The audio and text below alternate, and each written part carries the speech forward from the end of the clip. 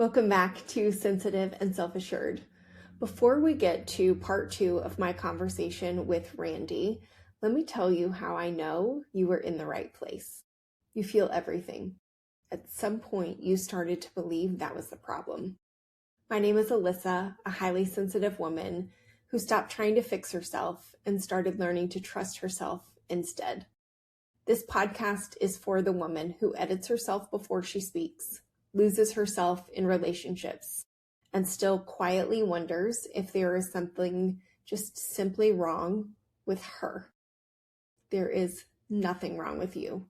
Your sensitivity isn't a problem to fix, and self-assurance isn't out of reach. They belong together, and this is where the two meet. If you listened to part 1 of this conversation, you know that we went deep. We talked about control and surrender and the armor that we build around ourselves to stay safe. If you haven't listened yet, I highly recommend that you go back and listen to part 1 first, because then this part will land so much deeper. And today, Randi and I are picking up right where we left off. This half of the conversation, we get personal in a different way. We're talking about the stories that we attach to our own emotions, why the people we love sometimes go quiet when the big feelings show up, and what it looks like when a man and a woman experience the same situation and they respond in completely different ways. Let's get to it.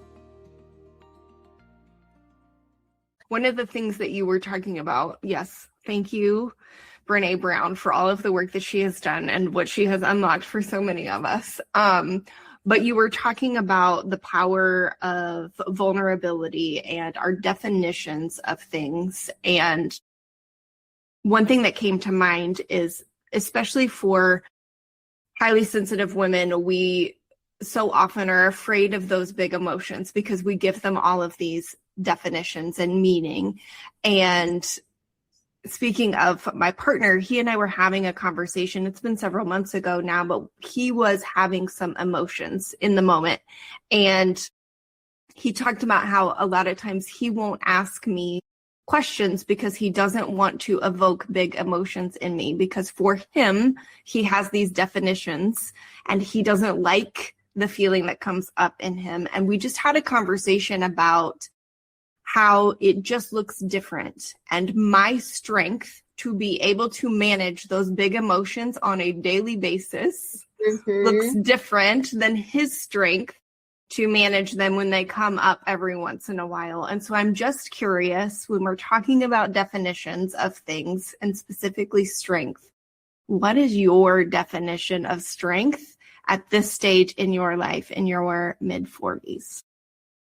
Yeah, that's such a good question. Do you mind if I tab that for a second? Because you just said something that I would love to touch on with your partner, especially with men and women and the dynamics, because there's such a difference between how women emote and feel and how men emote and feel.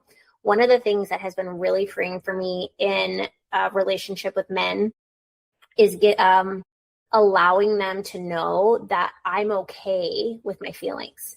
I'm okay with feeling disappointed. In fact, I know it's inevitable. I'm okay with feeling let down or feeling hurt or whatever that is, because part of what happens with men typically is when we feel an emotion, because they're hardwired to protect us,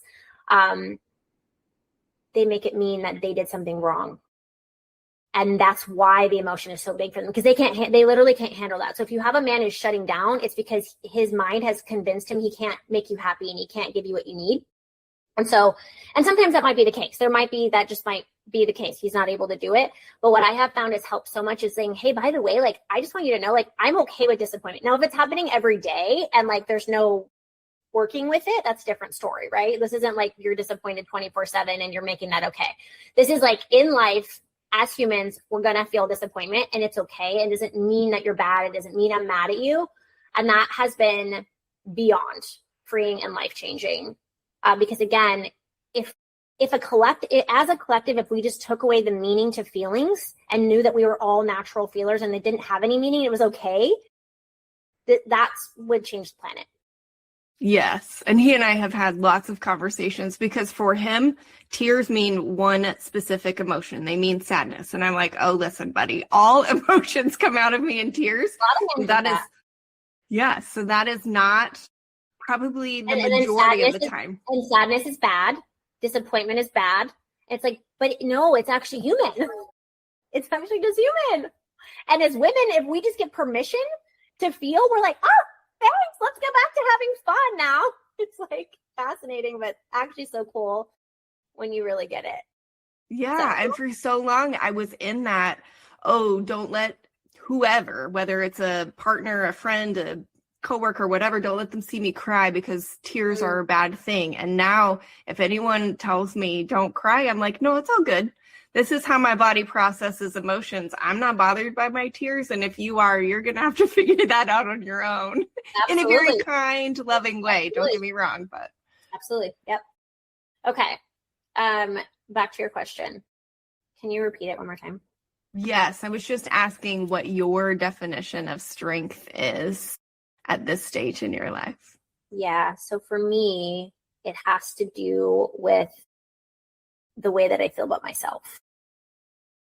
So the more that I have, again, made myself a priority, become my own best friend, learned how to self-soothe and regulate, learned how to show up for me no matter what, learned how to respond versus react, let go of the meanings, feel my feelings, be uncomfortable, all the things we're talking about today.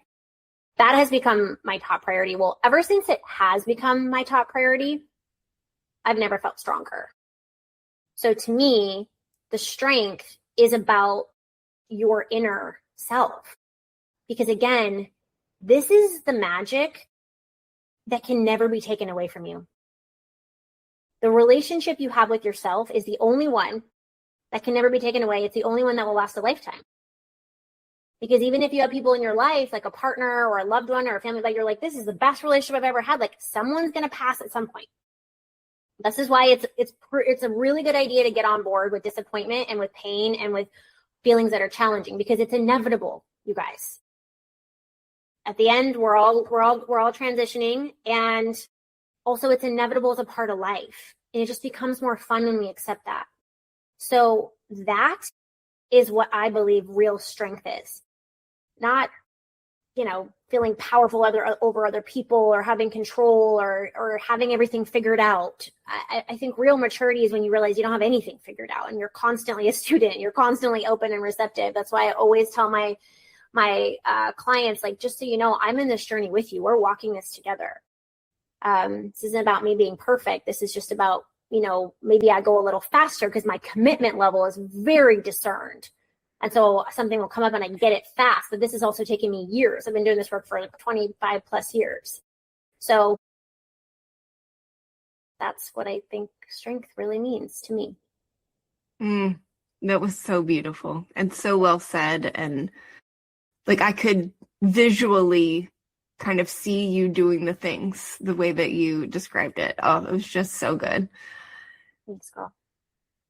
This conversation, I have had goosebumps. I have been emotional. I'm actually a little bit hot just because it's been so good. And I know the people listening are going to want to know more about you. So if they do, and they want to find out more about you and the work that you do, where can they find you? Yeah. So everything's pretty simple across the board. It's my first and last name. So Randi Halaway. My name's a little unique. So it's Randi. And then Halaway is Halaway. So randihalaway.com, at Randi Halaway on Instagram, TikTok, Facebook, Randi at randihalaway.com to email me. But there's tons of ways to connect with me on any of those platforms. And anyone who's interested in just going deeper with understanding self better, stepping into your power, and learning how to become what I call a high level navigator. So fear doesn't have to run the show. I'd love to have a conversation. I also have some free resources for you guys if you would like. I do have a monthly membership where I take people through this process if you're wanting to get started and really making yourself a priority. I'm going to have a discount for your listeners as well. But if anyone wants to go really, really deep in this and they're like, you know what, I'm ready. definitely reach out. I do complimentary discovery calls too, just to see if it's a fit to potentially like work together and see if I can support you in really stepping into not only your power, but to your next level of self and ultimately life. Awesome. We will link all of those things in the show notes so that you have easy access. And just thank you so much again for being here. And for those of you who are listening, I just want to remind you that you were never meant to abandon yourself to get through life. You were meant to live it, sensitive and self-assured. Until next time, take care.